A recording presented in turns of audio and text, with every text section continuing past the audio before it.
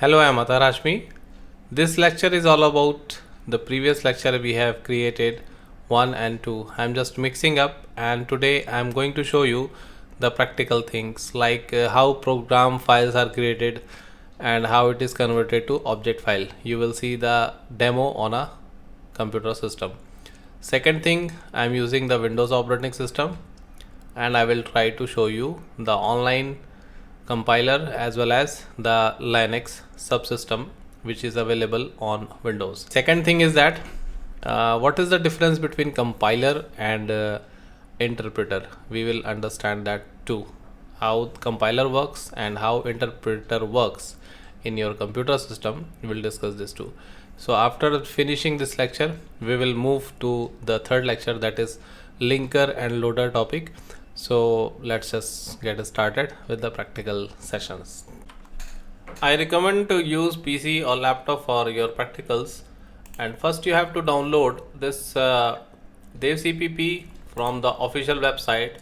You can just go to the bloodshed.net, and here you will find the link, and just click the link available here. Afterwards you can download the file and then start running the setup. The setup is too easy. You just have to click on I agree, then next, then install button. Once the installation is finished, you can check on the start menu.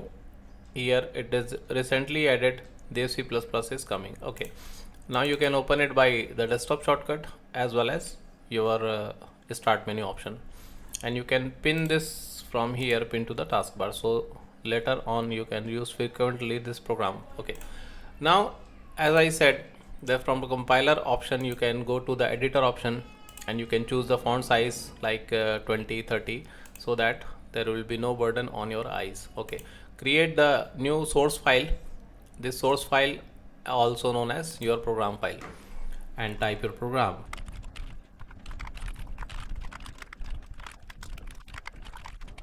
Don't bother about several lines. I have written here almost 7 lines, and according to my knowledge, I think there is no error on this program. Okay, and since we have not saved our program, that is why it is showing untitled 1. So first job is to save the program.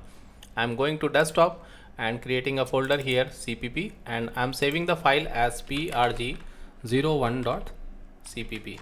if you will not provide .cpp, automatically it will saved as prg01.cpp. you can check here, see, and you can preview the program by the preview panel, that this is your code. This is the same code as you are watching here. Hello BCA and BSc CS second semester is the output of your program once you will run this program using the compilation, after the compilation process.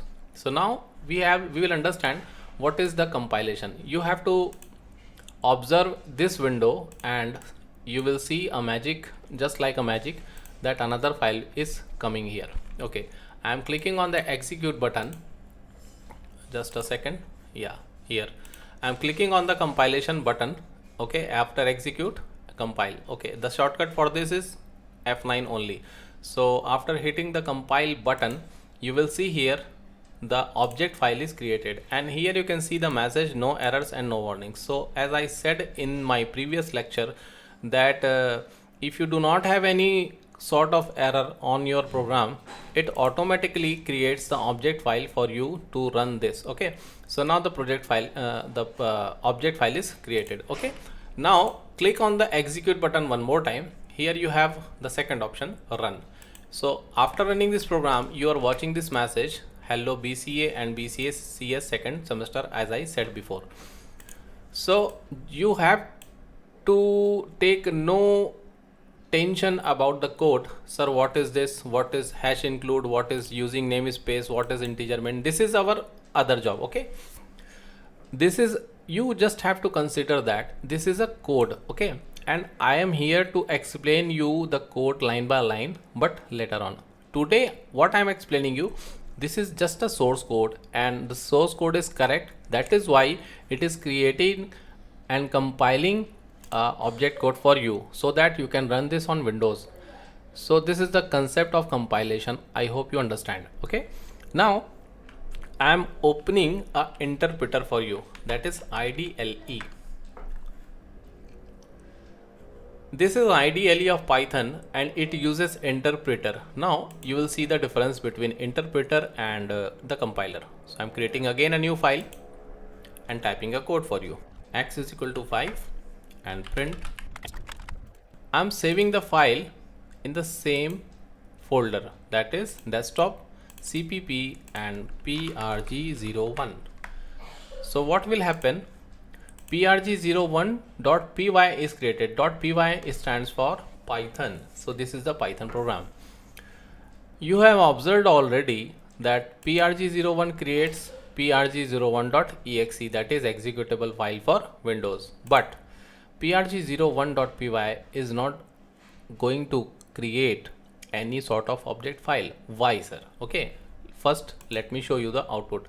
Here program is so simple. The value of x is 5 and I am printing the value of x, that is 5. So it will give us output 5 only. So I am going to run this program and here you can see the output is coming 5. This is in color blue and here's the output after the prompt. Okay, I've just run the program prg01.py and it is giving the output 5. And you can check in this folder there is no object file is created. So if you will Google it or ChatGPT it, why the interpretation does not create any sort of object file? The reason behind that is the Python file uses interpreter, and interpreter means it interprets the code and shows us the output. That's it. So there is no need to create the object. You just need the source code, and source code after interpretation gives the output. It is like you are giving command, and for that command you don't have to create another file. So this is the beauty of your Python programming and interpreter. So which one is faster? Actually you can decide by yourself as well. The compilation creates the object file and it encapsulates the code. So right now I do not have need to run the program every time. I can run my program using this executable file. Okay, and by running this executable file there is no need to open the program file, but here you have to open the source file first and thereafter you can run the code. Okay, like this. So this is the major difference between compiler and interpreter.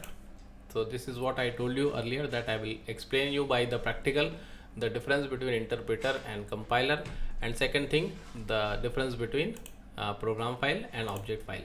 So I hope you like the video. If you like it, please hit the like button.